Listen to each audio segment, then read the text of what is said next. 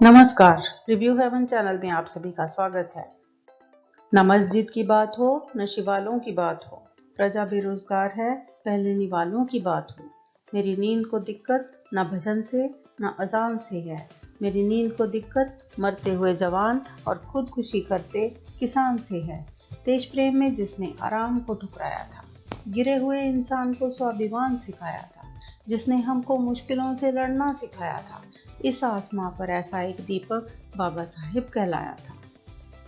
14 अप्रैल 1891 में मध्य प्रदेश के इंदौर के पास महू में रामजी, मालोजी, सतपाल और भीमाबाई के घर में अंबेडकर जी पैदा हुए थे। जब अंबेडकर जी का जन्म हुआ था तब उनके पिता इंडियन आर्मी में सूबेदार थे। स्कूल पढ़ाई में सक्षम होने के बावजूद छात्र भीमराव को छुआछूत के कारण अनेक प्रकार की कठिनाइयों का सामना करना पड़ता था। स्कूल में उनका उपनाम गांव के नाम के आधार पर आम्बेड बेकर लिखवाया गया था, लेकिन स्कूल शिक्षक ने आम्बेड बेकर को आम्बेडकर कर दिया। तब से आज तक वे आम्बेडकर नाम से जाने जाते हैं। जब भीमराव 15 वर्ष के हुए तो 9 साल की लड़की रमाबाई से उनकी शादी करा दी गई। उस समय बाल विवाह का प्रचलन था। 1907 में उन्होंने मैट्रिक की परीक्षा उत्तीर्ण करके एल्फिंस्टन कॉलेज में प्रवेश किया। डॉक्टर अंबेडकर पढ़ने में बहुत तेज थे। उनकी प्रतिभा को देखते हुए बड़ौदा के नरेश सयाजी ने उन्हें फेलोशिप दी। संस्कृत पढ़ने पर मनाही की वजह से अंबेडकर फारसी लेकर पास हुए। 1912 तक उन्होंने बॉम्बे विश्वविद्यालय से अर्थशास्त्र और राजनीतिक विज्ञान में बीए की डिग्री प्राप्त की और बड़ौदा राज्य सरकार के साथ काम करने लगे। अंबेडकर ने अमेरिका की कोलंबिया यूनिवर्सिटी से बीए पास किया और बड़ौदा नरेश सयाजी गायकवाड़ की पुणे फेलोशिप पाकर एमए में दाखिला लिया।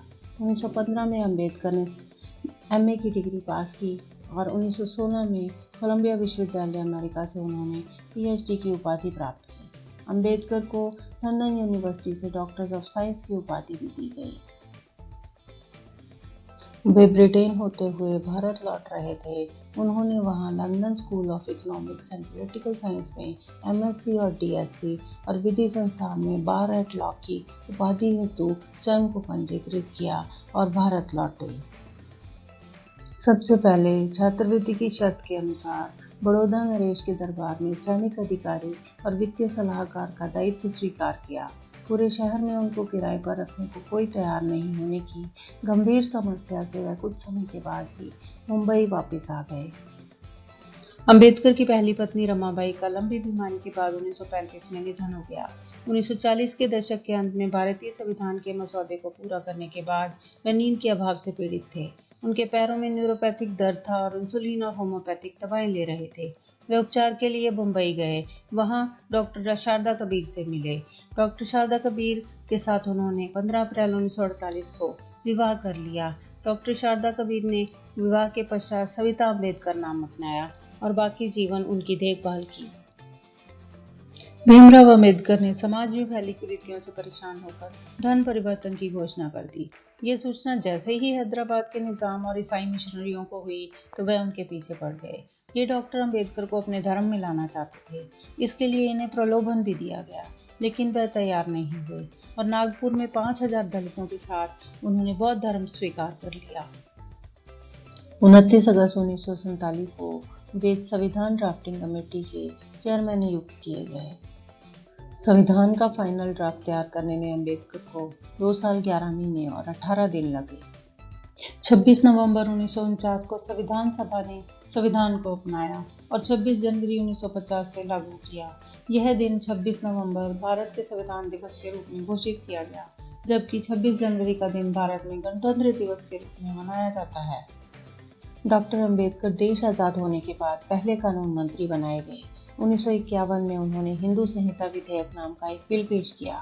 इस बिल में महिला सशक्तिकरण को लेकर महिलाओं को तमाम अधिकार देने संबंधी कानून थे, लेकिन उस समय देश के कई बड़े नेताओं ने इसका विरोध किया, जिसके बाद उन्होंने नैतिकता के आधार पर इस्तीफा दे दिया।